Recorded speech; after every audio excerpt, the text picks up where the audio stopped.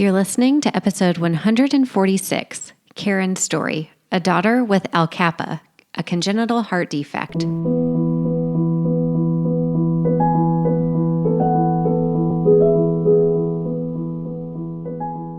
Hello, my friends. Welcome to Child Life on Call. This podcast is a safe place for parents to share their stories about what it's like to have a child that has a medical experience, diagnosis, disease, and or everything in between. We know there's power in sharing stories, and that power multiplies when you can listen to other parents who have walked a similar path to yours. Giving and getting advice is great, but hearing how another parent navigates the complexities and nuances of healthcare is even better. As a child life specialist, my role is to support, validate, and provide emotionally safe spaces for kids and their families, and I am so honored to be on this journey with you. In addition to parent stories, we sprinkle in some expert episodes every now and again that have content for both parents and professionals in the field of healthcare, all with the mission to empower parents to be confident advocates and partners with the care team during healthcare experiences. We're so glad you're here. Hello, my friends. This is Katie Taylor. I am the host of Child Life on Call, and I'm so happy that you're here today. We are going to be speaking with Caryn, and when I tell you that Caryn and I could have kept talking, it is 100% true. So we have tried to do as much as we can to put all of her goodness and story and advice, very, very tangible advice for parents as much as we can as she is telling her story. So I wish that it were longer, but anyway, I'm so glad that I had the chance to talk with her because she has some really specific advice about what to do when you're faced with that crisis in healthcare, when you're forced to make a huge decision about like where your child's going to need to have surgery and how do you even know how to advocate because they're telling you that it needs to happen really fast. And just like her, I would have had the same gut reaction to just say, yeah, tell me where to go. Let's do that instead of doing the research or homework yourself. So I totally hear her on that. The other thing I just want to bring up is that recently on my social media, I have posted a lot about the use of numbing cream. And so I wanted to talk a bit about that just to give you some key points and takeaways when you're talking about numbing cream and using them with kiddos during procedures. So I'm just talking from personal experience. This is absolutely not medical advice, and you should absolutely talk with your pediatrician, your doctor, before moving forward with anything. But I can tell you about my experiences working in the ICU and ER and NICU and surgery and all of those different places where we can use numbing cream because the truth is we try to use it whenever possible. There is no reason for kids to have to go through a painful poke, especially if it provokes anxiety for them. And so whenever we can use it, it's always okay to ask. And then we kind of have to put it out there in the world that guess what? It's okay for the physician or whatever reason to say no, right? And we have to listen when that happens because it's ultimately going to be their call. And there might be a series of reasons that they would say no to this. But here are some great reasons and things to think about when you're using numbing cream. One is people always ask me for the names of them, and this is just from my own personal experience. One we used in the hospital is called LMX, so literally those three letters. Another one is called EMLA, E-M-L-A, and these are all what's called a topical lidocaine, so basically a cream. One of my favorite ways to use any kind of numbing cream is putting it on a few different spots before the actual poke happens, because as we know, sometimes veins roll, sometimes the child moves, and that may be a reason that the poke doesn't work. So of course, again, talk to your healthcare provider about when to do it. I also love the technique of doing it before your child actually needs it so that you get to prove the fact that it is actually numb. So you're building that trust with the child that yes, this is numb, it is going to work. And the other tidbit is that if you're going to use numbing cream, you have to wait for it to work. There is absolutely no use in putting it on for 10 minutes if it is not going to get to the full amount of numbing, right? So we're trying to build trust and have your child trust the healthcare team. And if we only keep it on for 5 minutes, it's not going to do anything. So no matter which numbing cream that you choose, it will always have instructions with you. And of course, you'll be doing it under the care of your provider. So you just ask them, what's the best way to use this? Or the pharmacist would be a good person to reach out to. So there are other two kind of numbing sprays that you can use. One is called a J-tip, which I do not have personal experience with, but I think it's worth looking into. And the second one is called pain ease, and I've used that as well. But again, all of these need to come from your doctor. But I always just like to give information and empower you to go ask your own questions and know the words to say so you can advocate for your child and for yourself. Okay, so let's get started with Caryn's story. Thanks for indulging me about that numbing cream, but I get these questions all the time, so I thought we could just address them here. But anyway, I'm so glad you're here, and let's get started with Caryn. Before we jump into the episode, I wanted to let you guys know that if you are a parent, a child life specialist, or professional working with children, you're going to want the hospital or physician's office or urgent care that you take your kids to have the Child Life On-Call app. It is an evidence-based tool designed to empower children and families during medical experiences. And 100% of the child life specialists who have used this app believe that it can help with expanding child life's reach beyond the bedside. And 100% of child life specialists believe it helps parents feel more empowered in their child's care. Learn how to get the Child Life On-Call app for your facility or doctor's office by going to childlifeoncall.com/partners. Katie, thank you so much for having me on today. I really appreciate it. Yes, of course. And thank you for being able to share this podcast with other families. Thank you for putting this together. Well, thank you for being willing to be on it. You know, I think it's sharing stories is what makes us feel human and connected to each other. And one of the really cool things about this podcast is it's not just parents that are listening, but we have, you know, students who are wanting to go into medicine who are listening. And I can't think of a better group that need to be hearing parent stories than them. So I'm so grateful that you're here, and I know that your words will resonate with other families. And even if it's not the exact same, you know, diagnosis or surgery or story, something here will resonate. So I'm grateful for you. Thank you very much. Well, why don't you just start off and tell us a little bit about you, your family, where you guys live, and a little bit just so our listeners can get to know you. I am Caryn Shender. I am married to my husband, Joe, and I have a daughter, Elaina. We have a dog and a cat, Harper and Penny. We are from Atlanta, Georgia. I grew up in Chicago, moved out to the D.C. area where I met my husband, and that's where my daughter's surgery was. It was in Baltimore. And then just recently moved out to Atlanta. Okay, gotcha. So when did you guys get to Atlanta? How long have you been there? We moved here in April. Okay, so I'm sure we'll get into all of like the navigating, relocating care, all of that good stuff that comes when you move to a different location and you leave, you know, the care team that you've known for so long. Well, why don't you talk to us a little bit about kind of the time that Elaina was born and what that was like for you guys when you were living in the DC area? Very closely monitored from a maternal fetal medicine doctor because I have type 1 diabetes. I was diagnosed when I turned like just before 30. So I'm a late diagnosis, but I had it. So I was being monitored by an MFM, and we had no idea. There was nothing that was known in utero. It was not until 2 months after she was born on her 2-month vaccination appointment day that we found out. It's because in utero, you know, the baby is reliant on the mother's blood supply. So the baby's typically, the baby typically doesn't begin to show any symptoms until about 8 weeks at the earliest. So we were very lucky that we found out that she had ALCAPA, which is a type of CHD, which is a congenital heart defect. You're very lucky to find that out just about as early as you can. Okay, so unlike some other CHDs that you can see and kind of gear up for in pregnancy, that was not y'all's situation. So did you know at your 2-month vaccinations that, like, had you been suspecting anything, or was it kind of just like you've been run over by a freight train? Like, what are you talking about? Yep, complete freight train. Yeah. You know, she was not sick much before the diagnosis. It was obviously something that she was born with, but we weren't aware of that. Yeah. As first-time parents, we didn't know what was normal behavior for babies and what wasn't. She was a very easygoing, very chill baby. And, when things started changing around 6 weeks, I was on high alert and cautious, but didn't think emergency yet.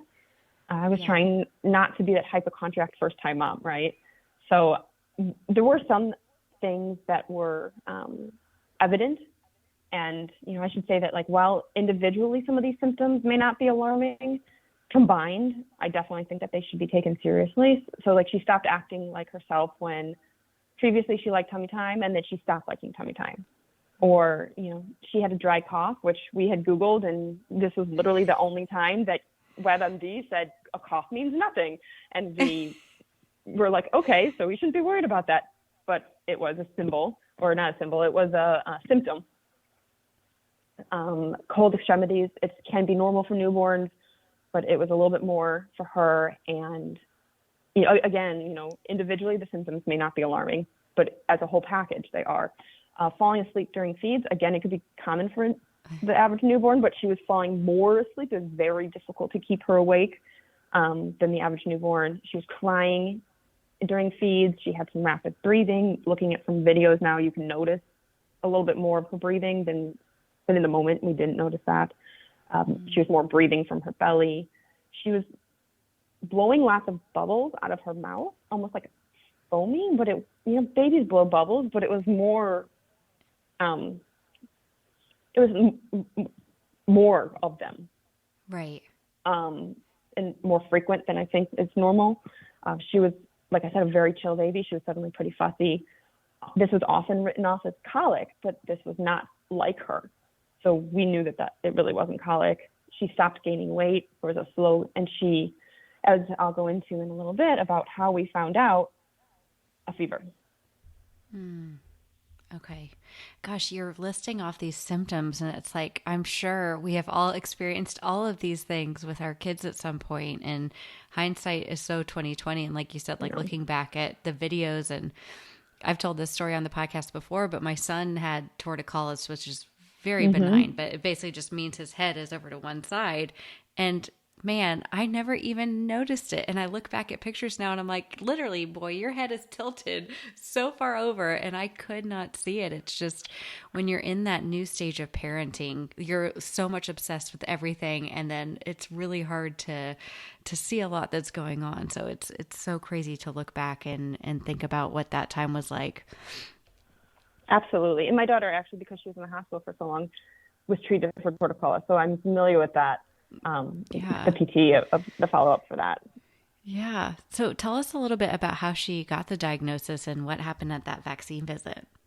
Absolutely. So it was her normal 2-month vaccination appointment with her doctor. We went on Wednesday, September 16th, 2020, and we were told that she had a mild fever ranging from 99.4 to about 100.2. So they sent us home and said, we're not going to give you vaccinations today. Just monitor her. Come back when the fever's gone. If it gets up to 100.4, go to the ER. So to me, what's the difference, right? They say even though an infant fever isn't alarming at 100.4, what's the difference in 100.4 and 100.2? So that was close enough for me. So I said, okay, we're going to go anyway. So I had to go alone because this was 2020. So it was COVID, like summer of COVID-19. After about 5 hours in the ER by myself with my daughter of scans and testing, everything kept coming back negative. The on-call doctor at the end of the night, Dr. Friedman, thought he heard a murmur. And he told us to go back to the pediatrician the next day. And we'll never know what caused her fever that day. We never found out. But we're extremely grateful for it and for Dr. Friedman that he was on call that night. By catching it early, he saved her life and he prevented any further damage to her heart. So then the next day, Thursday, we went to our pediatrician. She examined her heart in a tent outside because of COVID. She wasn't even allowed inside. So they confirmed the murmur. He sent us to a cardiologist on Friday who diagnosed her with ALCAPA, which stands for I can't say this word, so I'm going to try. Anomalous left coronary artery from the pulmonary artery. Okay, you nailed it, by the way. That is the hardest word to say. I can never say it either, but you said it. At the cardiologist's office on Friday, I sat with Elaina, and they did the EKG and the echocardiogram while my husband was in the car on FaceTime with us because he wasn't allowed to come upstairs because of COVID. So after a while, he's like, all right, I have to go to the bathroom. And the technician was like, okay, he could come upstairs. And as soon as I saw him standing, as soon as I saw him standing in the doorway, my heart sank. And I knew there was a terrible problem because why would they let him upstairs? So they took us into a separate room with our daughter, and they told us the diagnosis and that they were working to get us a room at the hospital because we had to go that night for emergency surgery the next morning. Oh my gosh. Yeah. So that was how we found out. I can just imagine it's like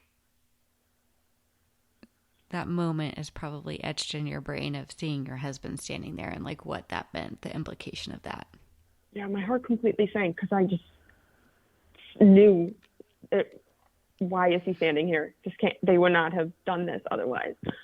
Yeah, and he didn't think anything of it at first until they took us into another room. And yeah.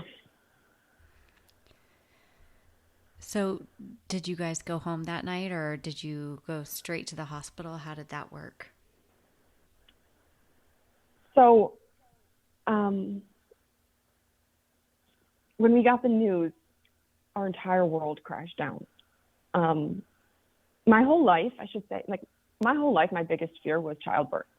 And that something would go wrong with me or in labor or something would be wrong with the baby, like a birth defect. That was my all-time biggest fear. So all through the pregnancy, that was just like a fear of mine. Yeah. And then once, everything went well, we brought her home from the hospital and we had some like a NICU stay, but because of my diabetes, but that was minor compared to everything else. But so just a few weeks before her diagnosis, I remember sitting on the couch at home, holding her with tears streaming down my face with gratitude that she was healthy and that she didn't have a CHD. So when we got the news, our entire world crashed down, right? My biggest fear had come true. We sat crying in the cardiologist's office as the doctor drew out the heart and the chambers, and he explained what was wrong with our perfect little beautiful baby girl. And I was an utter mess. And to say that we were scared, an understatement. We were completely shell-shocked and panicked. It's a parent's nightmare, and I feel for everybody who gets a diagnosis. I can't even find the words to describe the emotions that we had.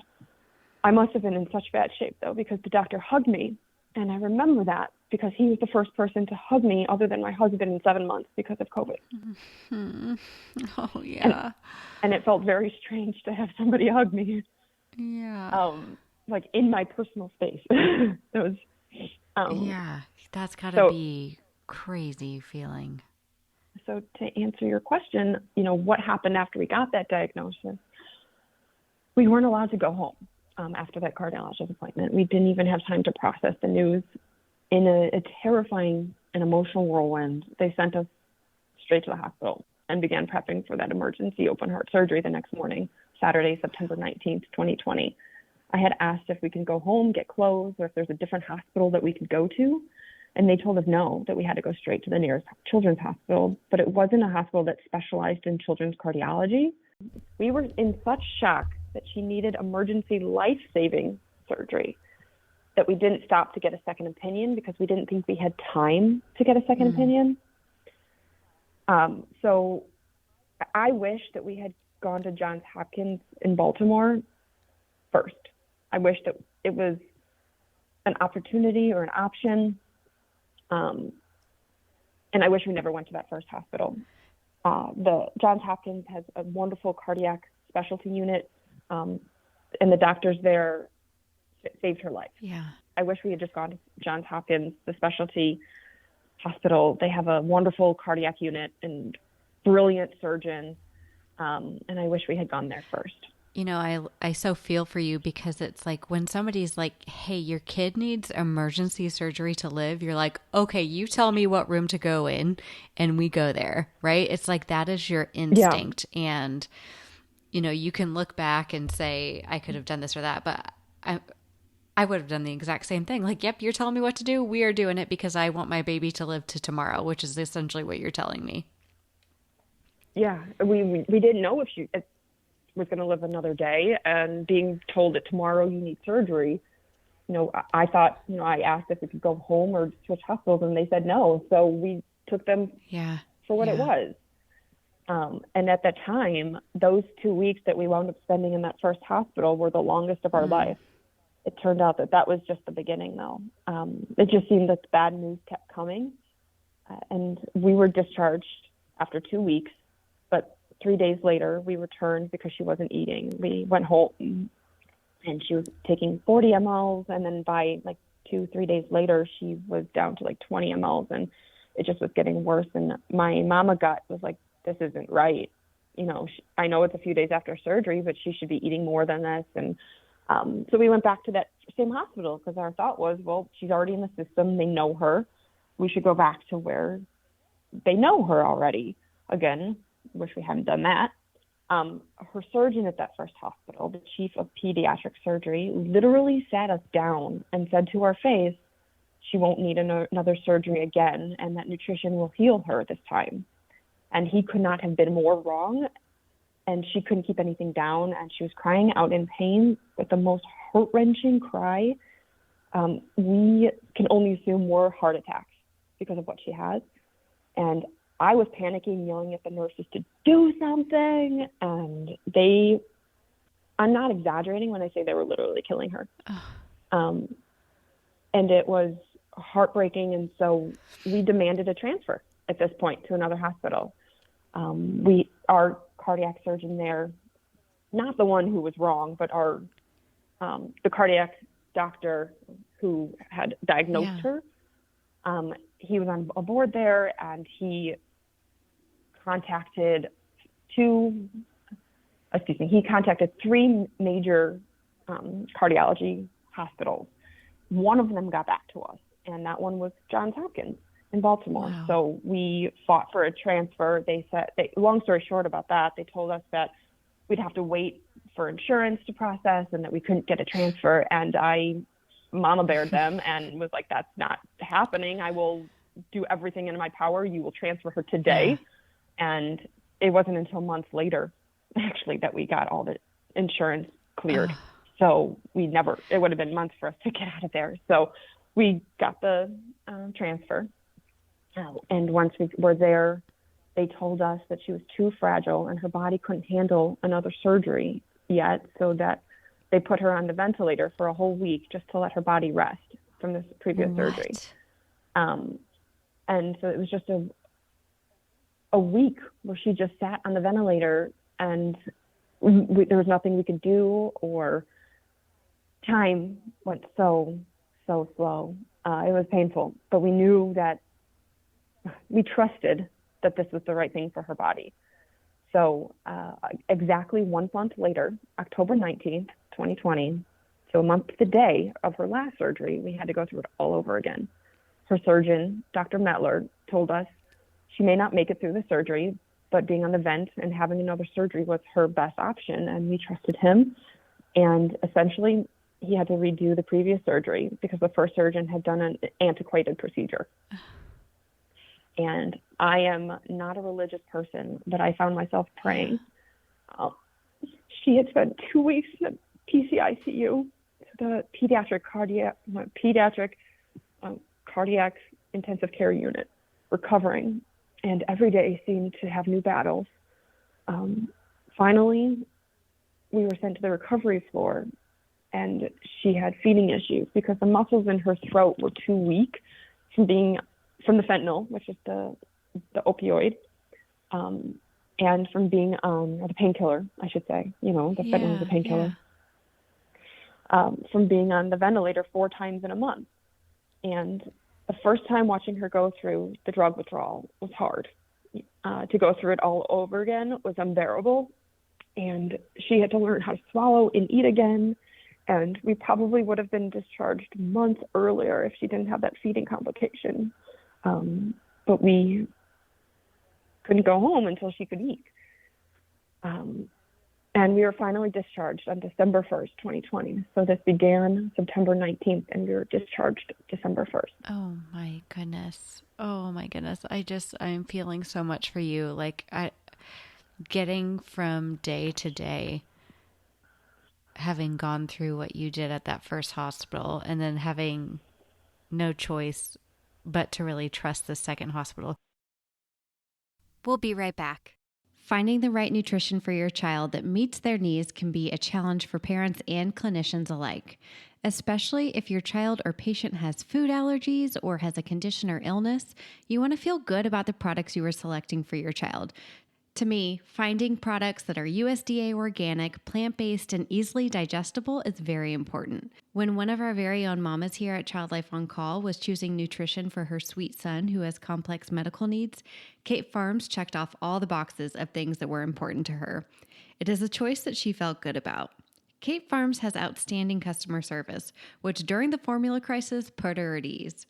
Kate Farms is offering 15% off their products to Child Life On Call parents and professionals who go to their easy-to-navigate, no-fuss website, katefarms.com, and enter code CHILDLIFE. That's one word, CHILDLIFE. Kate Farms, www.katefarms.com, code CHILDLIFE. Code can be used for one purchase only and is valid through May 31st, 2023. Kate Farms is a paid sponsor of today's podcast. What do you remember about like the Johns Hopkins that made you feel like they understand what's going on that, is maybe different than the first one? Like what, I know this is kind of a separate question, but what did they do different that was like they understood you and what you were saying and what she had gone through? Well, there's Dr. Mettler, who's the surgeon, and Dr. Klugman, who was the pediatric director of the floor of the PCICU. We got transferred on a Sunday, and they were both there. They sat us down at a computer, and they looked at her heart, and they looked at all the records that got transferred over, and they showed us what was happening with her mitral valve and with her heart, and they explained what they would do, what was wrong. They were comforting. They were honest. They, to our face, said, we don't know if she'll survive, but here is what needs to happen. Dr. Mettler has daughters and children of his own, and so he showed such empathy that we can tell that he cared for his patients. Katie Swan, the clinical operations manager of the Heart Center, she also came in on her day off, and she was just a support. She is like Dr. Mettler's right-hand gal, and she's just family support, and she came in on her day off to support us and be there for us, and that to us just said volumes of the team. And then what choice did we have? When we had reached out to all the other hospitals for the transfer, we had also talked to Dr. Mettler on the phone before the transfer, and he talked us through what the process and a little bit about him, and he was the only one who called us back. So that did the match for you. Let the universe take its course. We had waited another day, right? Absolutely. And if we had waited another day, maybe another doctor would have called back, but we didn't have that time to wait either.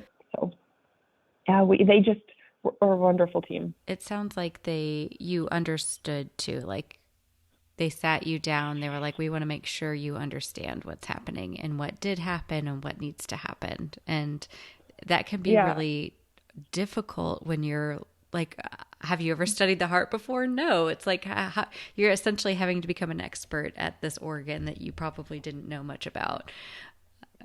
That's absolutely right. We crash course in the heart that we never wanted to know. So walk us through what is the diagnosis and what does it entail? Sure, absolutely. So I'll try it again. You don't have to. So she was diagnosed with ALCAPA, which stands for anomalous left coronary artery from the pulmonary artery. So the only treatment for it is surgery, and it requires lifelong monitoring. It is a congenital heart defect.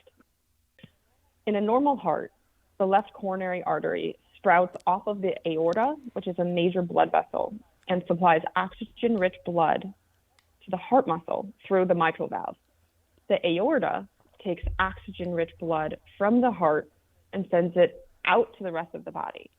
The pulmonary artery, which pulmonary means lungs, is a major blood vessel that takes oxygen-poor blood from the heart out to the lungs to get oxygenated. So there's blood that has oxygen that goes to the body, and if it doesn't have oxygen, it goes to the lungs to get oxygen to come back to the body, to come back to the heart, to go out to the body.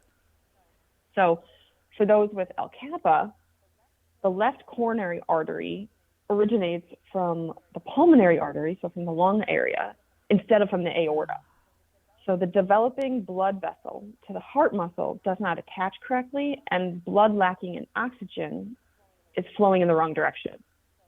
So that means that blood that doesn't have enough oxygen is carried to the heart muscle instead of going back to the lungs, causing the heart muscle to not get enough oxygen, and that causes the heart tissue to begin to die because it doesn't have oxygen. So essentially, ALCAPA can cause heart attacks in the baby. Wow. And because ALCAPA was damaging Elaina's heart muscle, her mitral valve was seriously damaged too. So she needed surgery to repair the ALCAPA blood flow and to repair the mitral valve. The mitral valve is a heart valve that opens and closes. I like to think of it as pinball flippers, letting the blood go from the upper and lower chambers of the heart on the left side. So when the valves don't close tightly, it lets blood leak backward the wrong way. So luckily, we had caught it early enough before the damage was irreparable. So we were able to repair instead of replace the mitral valve. So that makes complete sense. You say it so well, and I'm so very impressed. Oh, thank you. But that makes complete sense. And so she essentially had the one heart surgery she had.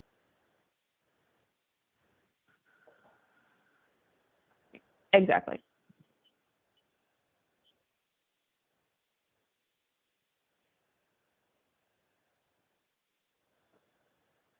That's a great question. So I think our understanding is she had a mitral valve repair and not a replacement. So because the damage, Dr. Mettler was able to go in and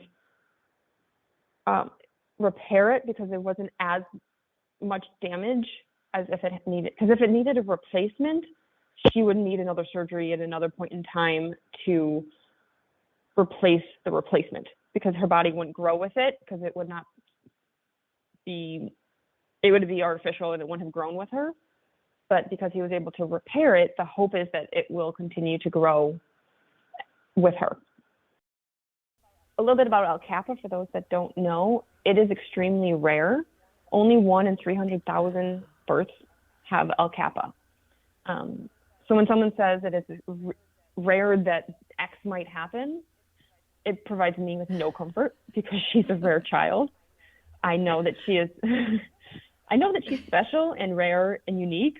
So this is just proof, right? Because ALCAPA is so rare and it often goes undetected, many babies don't make it to their first birthday. I'm not a medical professional, and this is completely just my opinion, but I personally believe that undetected CHDs like ALCAPA are more common than we know, and could be a possible or a potential cause of SIDS. Because often when a baby dies of SIDS, there's not an autopsy, but perhaps if they did one, they might find it was an undiagnosed CHD. And again, I'm not a medical professional. I have no scientific data to back that up, but logic to me says that I know that a lot of kids with ALCAPA, it doesn't get diagnosed and they don't make it to their first birthday. So Yeah, I was actually having that thought as you were kind of, telling about it and how if it goes undiagnosed, that it's life threatening. And so I was having very kind of similar thoughts to you, and it's definitely a question worth asking. How did you handle the stress of all that you had to deal with, back when you were in the hospital, getting from day to day? And I had just heard you recap so eloquently this very rare defect that you're able to speak to so specifically, and the fact that you were able to understand it and get through. How did you do that? How did you get through those days? I definitely had and still do have PTSD. Mm-hmm. I think physically and emotionally. Physically, my body was breaking down from the stress while we were in the hospital. About 2 months in, while we were at Hopkins, my elbow started getting eczema, something I have never had before. And my throat began to feel intense, tight pressure around my neck as if someone was strangling me. Literally, I felt like I was being suffocated. And that suffocating feeling turned out to be reflux because my body literally was shutting down from the stress. So being that it was 2020 and COVID was still at dangerous levels, that made things exponentially harder. We weren't allowed visitors, but for most of our stay, my husband and I were both allowed to be at the hospital together with Elaina. Then around Thanksgiving, the COVID levels went back up. And so they started only letting one parent in at a time. And this was the last straw for me. It had been since September that we've been in the hospital. So all I wanted to do was be with my family for Thanksgiving. And the two people that I was most thankful for in the world were alive. And I just wanted to be with both of them for Thanksgiving. And I'm not kidding when I say I got kicked out of the hospital. Oh, Caryn. Wait, so how did that happen?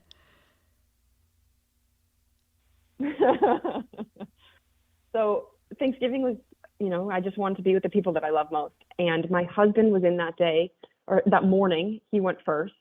And I just wanted to be with them. So I snuck up. I went up anyway, pretending that he wasn't there. And I am not kidding when I say I got kicked out of the hospital. Security escorted me out and did not allow me back in for the day. So in my defense, it was Thanksgiving, and I just wanted to be with my daughter and my husband in her hospital room. But anyway. Oh, that is the best story I've ever heard. Badge of honor for you. It is 100% worth a try, and I'm so glad that you tried. And now your daughter gets to be like, guess what? My mom got escorted out by security to be with me. And I have another fun story for you. A couple days before that, some woman started talking trash to me when we were getting our visitor badges in the morning. Something along the lines of that what she was going through, nobody else's issues mattered, or something like that, right? Some kind of talking trash to me. What it really was doesn't matter, but okay, so mind you, I'm a very calm, positive, nonviolent person. I literally Yes. And I know I don't sound like I have a good track record right now because I just got escorted out of the hospital, but no, it makes me think so much better. So yes, I'm excited. I literally almost got in a physical fist fight with this woman. My husband, no joke, had to hold me back. That was not my best day. So, you know what? You're put in this situation that is like unimaginable. And it's just going to take one like little crack of a rock to have the whole thing come falling down. And I think that's probably exactly what happened. It was just not, you can't tell somebody else who's in a hospital how they feel, what they feel is not valid, or everyone has their own pain and no one wants to be there. And, that was the last straw for me. I'm sorry that happened to you. It makes a fun story though, doesn't it? It does for sure. But it's, in those times, like the exact reason this podcast exists, right? Like you want that support from other parents, not the judgment. Right, exactly. And, emotionally, I don't think you ever get over the trauma of the experience, both seeing your child go through it and your own experience. Internally, I was a wreck, but I tried to hold it together the best I could for my daughter and my husband and my family. And, as experienced through the reflux, that I was literally choking in my neck. I was holding it together. Right. My husband and I spent every single day in the hospital with her. Initially, we didn't want to board our cat and dog, so my parents had come from Chicago to help us in Maryland, and thank goodness they did, because what was supposed to be 7 to 10 days in that first hospital turned out to be 73 days in 2 hospitals and 2 back-to-back heart surgeries. So we had to take turns and try to go home and to visit my parents and our pets occasionally, and to get that mental break on the weekend. And I know we both felt so guilty not being there with her, even for just a few hours, but we knew it was necessary for our mental health. So emotionally, afterwards, coming home from the hospital was hard too. I focused my energy and stress in 3 ways: loving my daughter and my family with all of my being, becoming a pediatric sleep consultant, and writing a book. I'm in awe of you. I'm like, yeah, please continue on. I love hearing what you've done. Well, thank you. Number 1, I focused my energy on loving my daughter and being grateful for every second because she was alive. I tried to shift my perspective of priorities in life and tried not to sweat the small stuff too much. Being home is terrifying because you no longer have nurses at the ready 24/7 or a pulse ox to monitor. You're suddenly on your own, and all of the what ifs run through your head. Will I hurt her if I hug her too tight? If I hold her upside down? What if she trips and falls? Every time she cried, as babies do, is it because she's a baby? Is it she's in pain? If she gets sick, how will I know if it's the heart or the flu? Everything runs through your mind. And so when she'd wake at night, is it because her heart hurts, or is she waking because she's a baby? But every time she woke, we'd worry that it was her heart. And so that last worry led me to my new profession. I became a certified pediatric sleep consultant and founded my own company called Sleep Tight Tonight. The stress of not knowing why she was waking overnight led me to read all the ways to teach her to fall asleep independently and how to sleep through the night. Once she slept through the night, we were exponentially less stressed about the night. And I knew how the benefits of sleep helped us, and I wanted to help other moms and dads teach their children better sleep habits and to sleep through the night too. With COVID and a high-risk daughter, I couldn't risk putting her in daycare, so going back to the office life just wasn't an option for me. I got certified as a pediatric sleep consultant, and like I said, I launched my own company, and it's called Sleep Tight Tonight. And number 3, I wrote a book called My Scar is Beautiful. During our hospital stay in the month following, I focused my stress on creating a positive resource for my daughter and others like her. I want her to grow up proud of her scar and everything she'd been through. My Scar is Beautiful. It's filled with positive affirmations and cute illustrations, including a couple Easter eggs. There's some pictures of animals, and our cat and dog are featured. And so it's an alpaca because she has ALCAPA. But the book, it encourages the reader to wear their scar with pride and confidence. While inspired by my daughter, the book is not CHD specific, and it applies to kids and adults and anyone who has a scar of any origin. I love that. You're a doer. Thank you. You find a gap and you fill it, and those are my favorite types of people. Whether it's telling it through a story or writing your own story or doing it, you're pretty incredible. Thank you. We had done a lot of research, and we had found some wonderful CHD books, right? Like there are some really great ones out there, but what we found was a lot of them were about the CHD story, or look, this is my name and I was in the hospital and I had surgery and I have a scar, right? Like it does a great job of explaining what CHD is. But what I was looking for was a book that encouraged her to wear her scar with pride and more about being confident with the scar, right? And I didn't see that out there, so I made it.